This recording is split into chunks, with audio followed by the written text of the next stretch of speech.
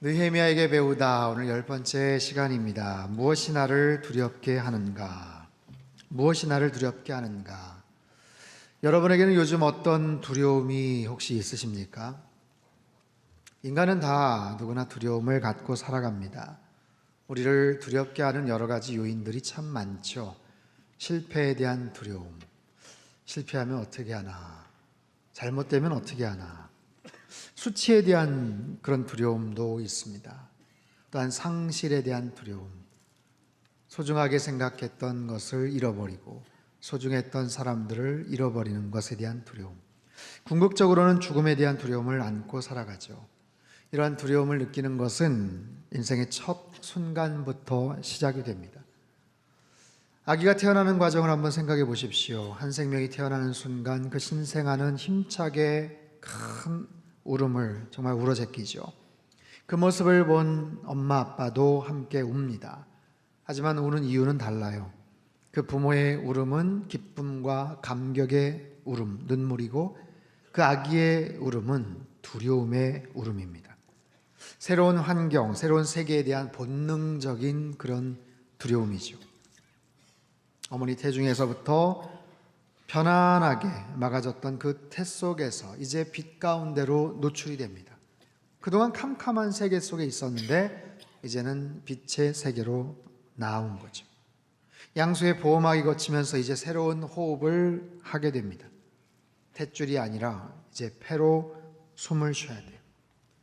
10개월 동안, 10달 동안 보호해줬던 양수가 터지고 이제는 산소, 공기를 접하게 됩니다. 전혀 낯선 세계로의 그 경험, 아이에게는 그저 막막하고 두려울 따름입니다. 이런 두려움은 가장 작은 신생아서부터 시작해서 나이가 들고 성장을 하고 언젠가는 세상을 떠날 때까지 계속해서 반복이 됩니다. 가장 작은 아기서부터 덩치가 큰 사람에 이르기까지.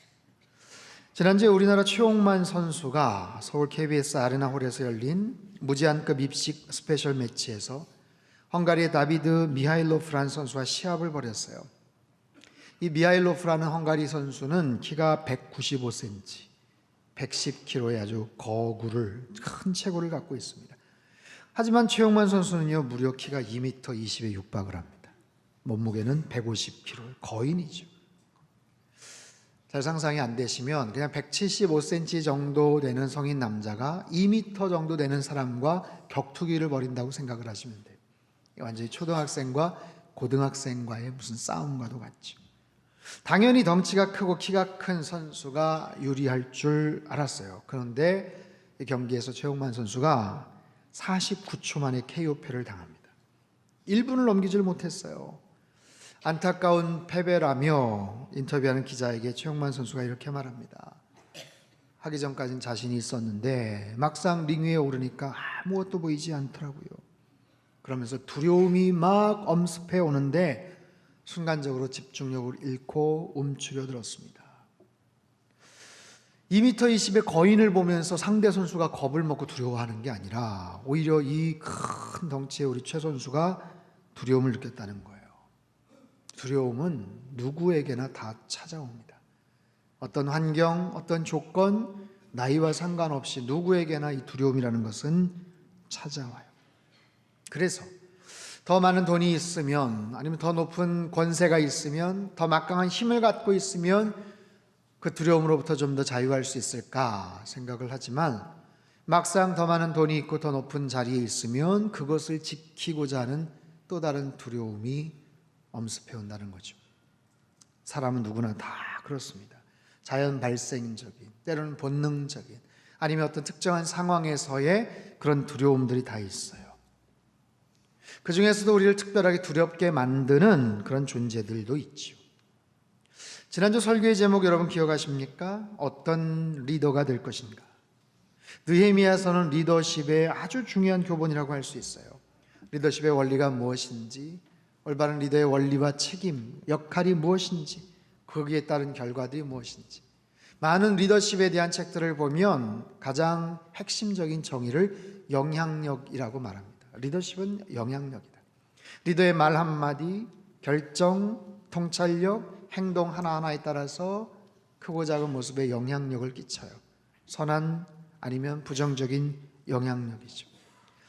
하나님은요, 우리가 좋은 리더가 되기를 하나님은 기뻐하시고 원하십니다.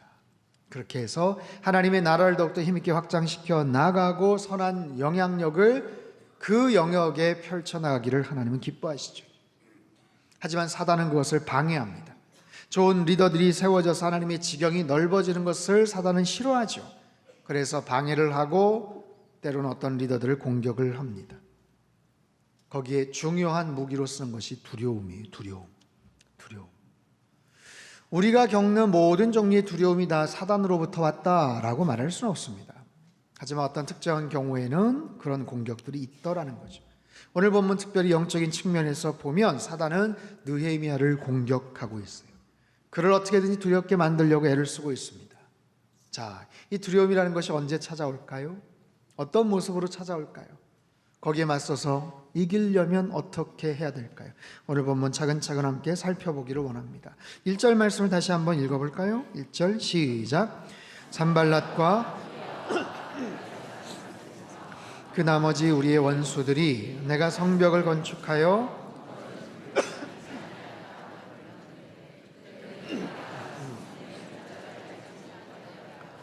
자, 아직 성문에 문짝을 달지 못한 때였다. 이제 문짝을 달면 돼요. 문짝만 달면 되는. 이미 성벽 공사가 한 95% 이상 거의 끝나가는 시점입니다. 엄청난 공사를 정말 초스피드로 해왔어요. 우리 민족만이 빨리빨리를 좋아하는 게 아니에요. 유대인들도 못지 않습니다. 이런 엄청난 공사를 52일 만에 완성하게 되죠. 여기서 문짝이라는 것, 이제 성벽 전체 공정에 딱 하나 남은 그런 마지막 공정인 것 같아요. 그러나 성문이 있고 없고를 한번 생각해 보십시오. 이제 95% 됐다, 아니 98% 됐다, 이제 문만 달면 된다 싶지만 그 문을 다느냐 안 다느냐는 굉장히 중요한 의미가 있어요. 아무리 철옹성 같은 대단한 성벽을 만들었다고 해도 문이 달리지를 않으면 그것은 소용이 없는 거예요. 성문이 없이 성벽만 아무리 대단하게 위용을 갖춘다고 해도 그것은 아무런 소용이 없는 겁니다. 95% 아니 설령 99%까지 완수했다고 해도 그것을 다 마치기까지는 아직 끝난 게 아니에요. 그런데 사람에 따라서 이 즈음에 방심을 하죠. 안심을 하죠. 이제 됐다, 이제 안심이다, 아유 이제 승리했다, 이제 뭐 볼 것 없다 라고 생각할 수 있는 바로 그 시점에 문제가 발생을 해요. 그리고 사단은 정확하게 그 타이밍에 공격을 합니다. 사랑하는 성도 여러분, 교만은 패망의 선봉이다 라고 하나님 말씀을 하세요. 끝날 때까지 아직 끝난 게 아니에요. 그 속에서도 결과가 12번도 더 바뀔 수가 있다라는 거예요. 다 된 것 같다고 방심하지도 말고 힘들 것 같아, 어려울 것 같아 미리 포기하지도 마십시오. 느헤미야에게 안심하고 마음을 놓을 수 있었던 바로 그 시점에 어떤 공격이 들어오는가. 자, 2절, 3절, 4절 말씀을 우리 같이 한번 읽겠습니다. 시작. 산발랏과 게셈이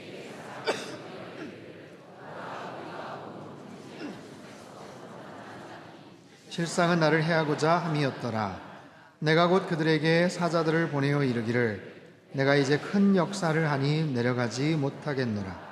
어찌하여 역사를 중지하게 하고 너희에게로 내려가겠느냐 하매 그들이 4번이나 이같이 내게 사람을 보내되 나는 꽃같이 대답하였다. 자, 산발랏과 게셈이 사람을 보내어 느헤미야에게 만나자고 합니다. 우리 오노 평지에서 만나자. 오노 평지라는 것은 욥바에서 12km 남동쪽 떨어져 있는 곳, 남유다와 북이스라엘 접경 지역이에요. 사마리아 그 접경 지역입니다. 느헤미야는 남유다의 총독이죠. 산발랏은 북이스라엘, 오래전 북이스라엘 사마리아 지역에 아마 총독으로 발령이 되었을 거예요. 오노 평지에서 만나자. 이유를 밝히진 않아요. 왜 만나자고 하는지는 알 수 없지만 느헤미야가 그 속내를 간파하고 있어요. 순수한 의도가 아닙니다. 자신을 해하려고 하는 그런 악한 의도를 갖고 있었다라는 거예요. 겉은 그럴듯한데 무슨 화해를 요청하고 대화를 하자라고 얘기하는 것 같은데 속은 아주 시커먼 거예요. 여러분, 느헤미야는 총독입니다. 유다 지역에 파견된, 황제의 특명을 받고 파견된 그런 총독이에요. 그런데 그런 총독을 누가 감히 건드리겠어요? 그런데도 사단은 마지막까지 포기하지 않습니다. 그 리더를 치기 위해서 다양한 방법으로 위협을 하고 공격을 합니다.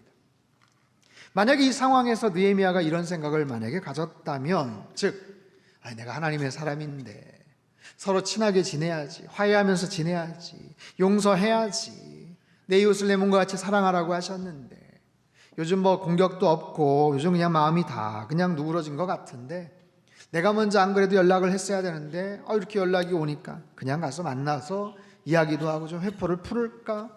이렇게 막연하게 순진하게 생각을 했다면 큰일 나는 일입니다. 여러분, 산발락과 그 일당은 그저 한가하게 만나서 차 한잔하자라고 요청을 한 게 아니에요. 명심해야 될 것은 사단은요, 공격 타이밍을 기가 막히게 압니다. 언제 그 사람을 공격하면 될지 가장 정확한 찬스를 잘 알아요. 그리고 아주 집요하죠. 반복해서 요청을 합니다. 하지만 느헤미야는 보십시오. 어떻게 대답을 합니까? 자신의 사명이 무엇인지를 분명히 밝히고 있어요. 내가 이 큰 역사를 중지하고 갈 수가 없다. 나는 갈 수가 없다. 나 이거 끝내기 위해서 여기 왔다. 나 가지 못한다. 이젠 되었지, 이 정도면 괜찮지, 이제 뭐 다 됐는데 방심하지 않았습니다. 그들은요 4번이나 반복해서 요청을 했어요. 아주 집요함을 알 수 있어요. 느헤미야는 같은 대답을, 꼭 같은 대답을 했다. 여러분, 이건 굉장한 지혜입니다. 누가 끈질기게 그런 요청을 할 때 다른 대답을 하지 마세요. 이리저리 헷갈리는 다른 대답을 하면 거기에 맞는 또 다른 제안을 할 겁니다. 그러면 그 중에 하나 걸려 넘어질 가능성이 많아요. 느헤미야처럼 아예 그냥 똑같이 그냥 녹음기 틀어놓은 것처럼 똑같이 그냥 답을 하는 거예요. 그게 또 사실이. 자, 사랑하는 성도 여러분, 우리를 두렵게 하는 것들이 있습니까? 오늘 설교의 제목처럼 나를 두렵게 하는 것들, 여러분을 두렵게 만드는 것이 무엇인지 한번 생각해 보십시오. 이 본문의 내용처럼 혹시 내 삶 속에 내가 자만하고 있는 것은 아닌지, 내가 뭔가를 방심하고 있는 것은 아닌지, 이게 아닌데 이러면 안 될 것 같은데 싶은데 끊임없이 누가 요구해오고 유혹해오는 것은 혹시 없습니까? 겉모습은 그럴듯하고 명분도 있어요. 괜찮아 보여요. 하지만 속내를 알 수 없는 달콤한 유혹들은 혹시 없습니까? 나를 두렵게 하는 것은 어느 날 갑자기 생기지 않아요. 분명히 어떤 전조 현상들이 있었을 겁니다. 나도 모르게 자리를 내어줬던 영역들, 나도 모르게 조금씩 타협을 했던 그런 영역들, 여러분, 그런 모든 상황 속에서 하나님이 주신 영적 분별력을 가지실 수 있게 되기를 바랍니다. 하늘의 지혜를 가지고 이 상황을 여러분 감찰하시기를 바라요. 느헤미야처럼 자신의 사명이 무엇인지, 내가 해야 될 역할이 무엇인지, 내가 머물러야 될 장소가 어디인지, 내가 만나야 될 사람과 만나지 말아야 될 사람이 어떠한지를 잘 구분하여서 어떤 상황에서도 아주 냉정하지만 분명하게 그런 부분에 대한 선을 긋는 참된 지혜자들 되시기를 주님의 이름으로 축원합니다. 5절 말씀을 같이 읽죠. 5절 말씀 시작. 산발랏이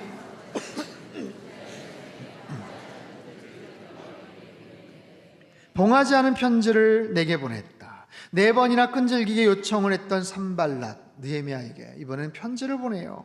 그런데 그 편지가 봉하지 않은 편지다. 봉하지를 않았다. 여러분, 일반적으로 고대 근동 사회에서 편지, 그것도 공문서의 경우는 양피지나 파피루스의 정성껏 글을 쓰고 그것을 말아서 비단으로 만든 가방 속에 묵습니다. 그리고 그 위에는 점토나 밀랍 등으로 아주 견고하게 인봉을 해요. 인봉을 해서 꽝 찍어가지고 보내는 거예요. 이게 대표적인 공식적인 공문서의 경우예요. 왜냐하면 위조를 방지하고 문서의 신빙성을 보증하고 이 내용이 절대로 공개되지 않았다라는 것을 확증하는 조치입니다. 그런데 멀쩡하게 봉하지 않은 편지를 보냈다. 이건 뭐예요? 이미 많은 사람들이 그것을 열어서 봤겠구나. 그 안의 내용들을 사람들이 이미 알고 있겠구나. 이런 내용이죠. 자, 그 편지 어떤 내용이 쓰여져 있을까요? 6절과 7절 말씀입니다. 시작. 그 글에 이르기를 이방 중에도 소문이 있고 가스무도 말하기를 너와 유다 사람들이 모반하려 하여 성벽을 건축한다 하나니 네가 그 말과 같이 왕이 되려 하는도다. 또 내가 선지자를 세워 예루살렘에서 너를 들어 선전하기를 유다의 왕이 있다 하게 하였으니 지금 이 말이 왕에게 들릴지라. 그런즉 너는 자, 2가지입니다. 느헤미야가 열심히 성벽을 건축했던 이유가 자기가 왕이 되겠다라는 거다. 두 번째는 선지자들을 세워서 유다에 왕이 있음을 선전하고 있다. 이 말이 황제에게 들릴 텐데, 야, 이 말이 황제에게 들리면 너 총독 아니냐, 너 큰일 났다.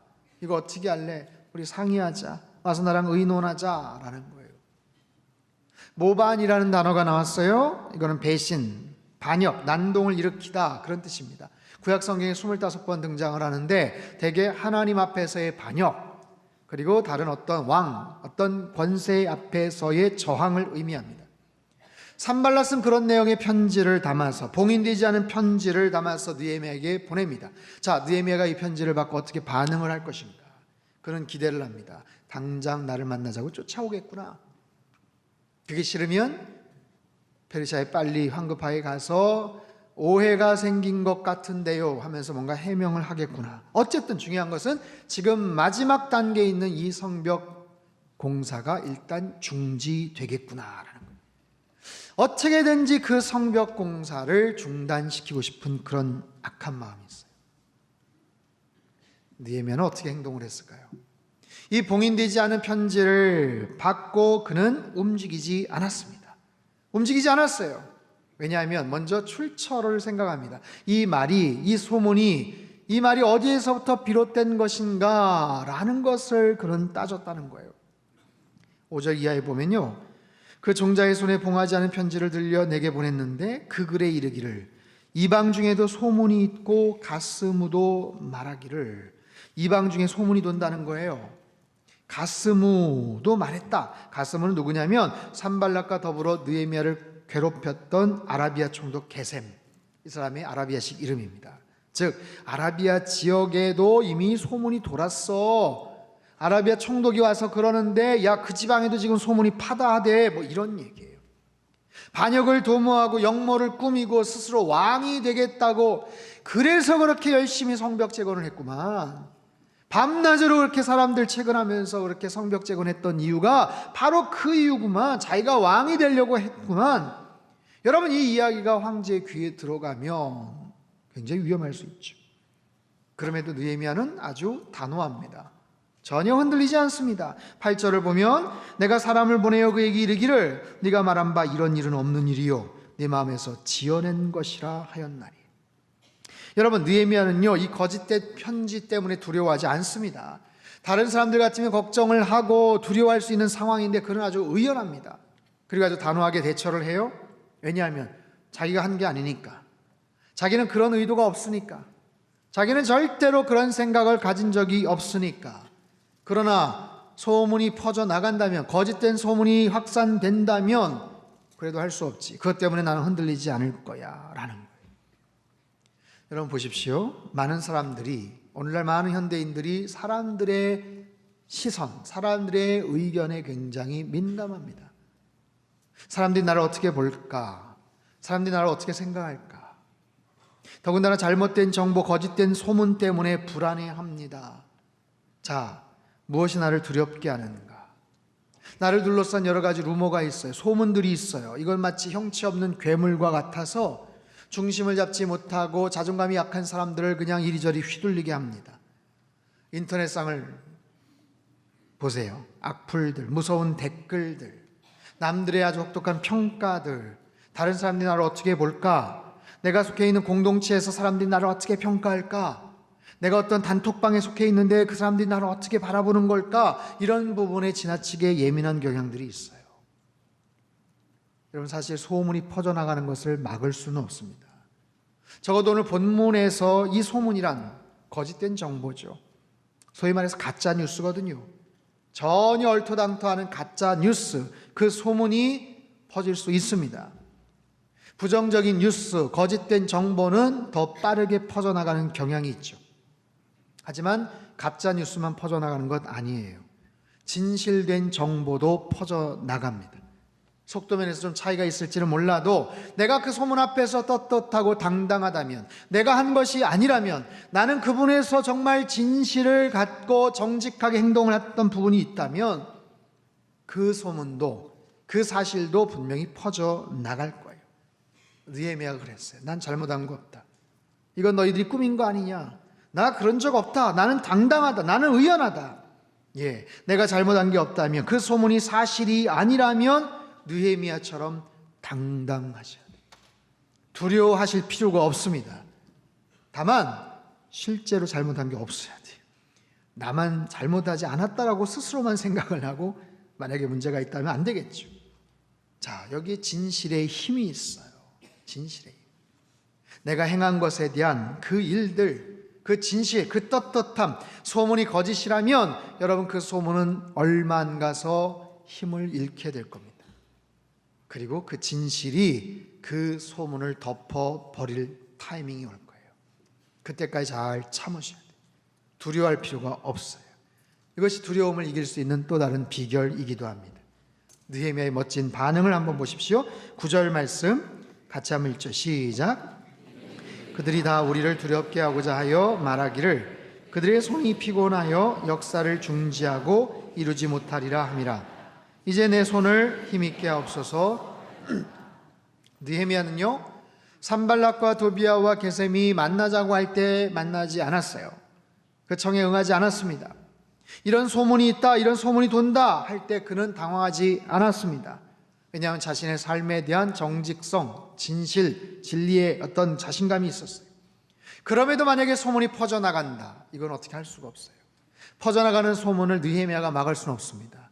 그것은 하나님께서 막아주셔야만 돼요. 그래서 느헤미야가 기도합니다.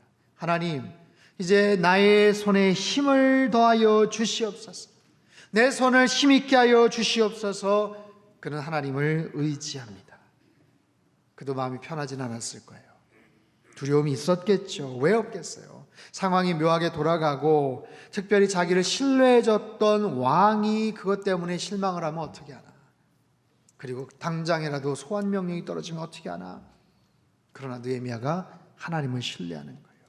지금까지 수고하고 헌신했던 모든 것이 물거품 되지 않게 해주십시오.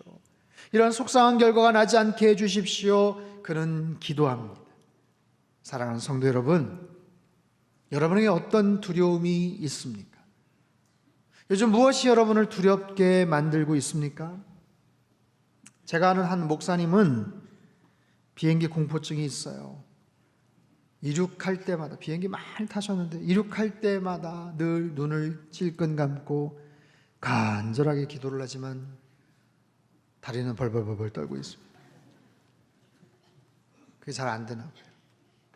저도 생각해 보니까 처음 비행기 탔을 때 그런 굉장한 긴장이 있었어요. 하지만 요즘은 편안합니다. 아무렇지도 않겠다.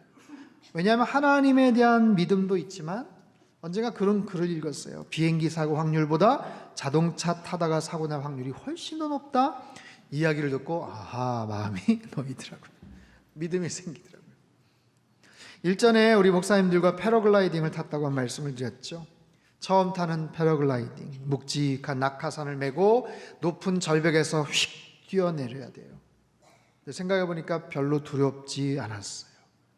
그 높은 절벽이라는 상황보다, 왜냐하면 저랑 함께 뒤에서 타신 그 교관님이 아주 유능한 그런 분이라고 얘기를 하시더라고요.